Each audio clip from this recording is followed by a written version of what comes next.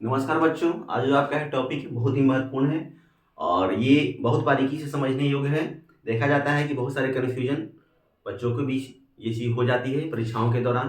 तो यहाँ पर ये जो छोटे छोटे टॉपिक है, इसमें देखा जाएगा जन्म दर बर्थ रेट, और देखा जाएगा जीवन प्रत्याशा लाइफ एक्सपेक्टेंसी। ये दोनों के बीच डिफरेंशियल्स क्या है, यहाँ पर हम लोग ये चीज़ समझेंगे। तो देखा जाए जन्म दर अर्थात इसका मतलब ये चीज होता है कि किसी देश में एक वर्ष में प्रति हजार जनसंख्या पर जन्म लेने वाले जीवित बच्चों की संख्या। बारीकी से आप लोग समझेंगे, थोड़ा आराम से समझेंगे, इसे नोट करेंगे और मेंशन करेंगे, बाद में इसे देख लेंगे। किसी प्रकार का कोई डाउट हो आप कमेंट बॉक्स में देख लेंगे। और दूसरी बात मैं आपको ये चीज़ कहना चाहूँगा कि अगर आप इस चैनल पर आपका नए हैं तो मेरे चैनल को जल्दी सब्सक्राइब करें, कमेंट करें, शेयर करें। तो यहाँ देखिए जन्म दर बर्थ रेट क्या होता है। कहता है किसी देश में, अर्थात हम लोग ये चीज समझेंगे कि भारत एक देश है। भारत क्या है? देश है। तो मान लिया कि भारत देश में एक वर्ष में, किसी देश में यानी भारत देश है, और उस देश में एक वर्ष में, एक ईयर में, ऑल ओवर क्या बताया जा रहा है? 1 ईयर में प्रति हजार, एक साल में कितना जनसंख्या? 1000। एक साल में कितना जनसंख्या?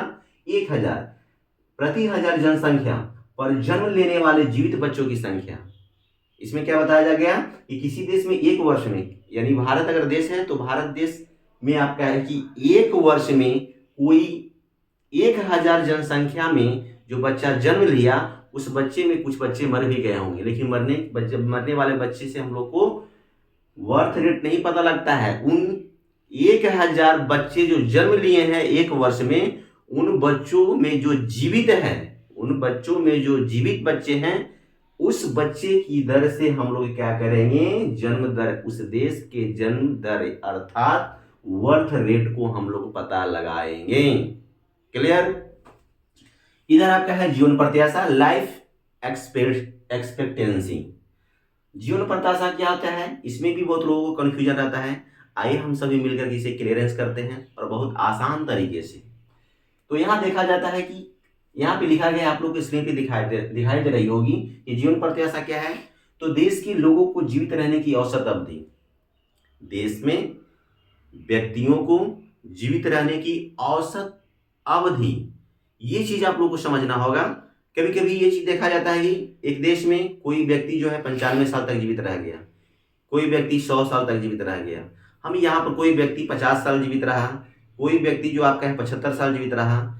तो लाइफ एक्सपेक्टेंसी में आपका ये चीज देखा जाता है कि हम लोग एक एवरेज एज को लेते हैं। मान लिया कि किसी देश की जीवन प्रत्याशा को ज्ञात करनी है या निकालनी होती है, तो देखा जाता है 20 वाले, अर्थात कोई व्यक्ति का मृत्यु, लगभग व्यक्ति का आपका है कि 100 व्यक्ति का मृत्यु हो गया आपका है कि 65 वर्ष में।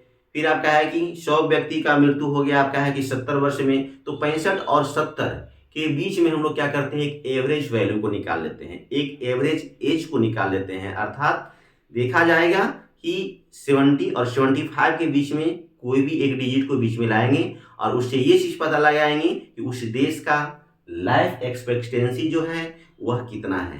तो सबसे वर्ल्ड में अगर देखा जाए तो वर्ल्ड में सबसे ज्यादा लाइफ एक्सपेक्टेंसी, जीवन प्रत्याशा जापान में है। सबसे ज्यादा उम्र